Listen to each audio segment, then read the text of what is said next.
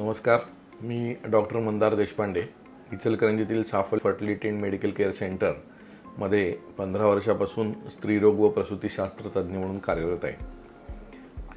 महिलांमधल्या वंध्यत्वाचं अजून एक मुख्य कारण म्हणजे एंडोमेट्रियोसिस. एंडोमेट्रियोसिस म्हणजे काय? तर दर महिन्याच्या पिरियड्सच्या वेळेला जसे हे आतले अस्तर मार्गातून बाहेर पडते रक्तस्वरूपात, तसेच काही वेळेला ते ह्या गर्भाशयातून ह्या नळीद्वारे पोटामध्ये पण जाते आणि त्याच वेळेला ह्या अस्तराच्या पाठीमागे ह्या मसलच्या लेअरमध्ये सुद्धा हे रक्त साकळते. त्याला एंडोमेट्रियोसिस असे म्हणतात. तर ह्या एंडोमेट्रियोसिसमुळे वंध्यत्वाबरोबरच पेशंटच्या पोटात भयंकर दुखणे, इंटरकोर्सच्या वेळेला पोटात दुखणे आणि वंध्यत्वाची समस्या निर्माण होणे, अशा तिन्ही गोष्टींचा प्रभाव आपल्याला दिसतो.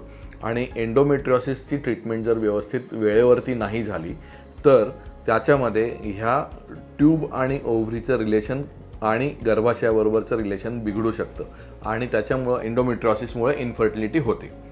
तर ह्याच्यासाठी सुद्धा आपल्याला विशेष ट्रीटमेंट घेणे गरजेचे असते. काही वेळेला लॅप्रोस्कोपीसारखी शस्त्रक्रिया म्हणजे दुर्बीण तपासणीसारखी शस्त्रक्रिया करून ह्या गर्भाशयाबरोबर ह्या ओव्हरी आणि ट्यूबचे रिलेशन व्यवस्थित मेंटेन करणे तेवढेच गरजेचे असते.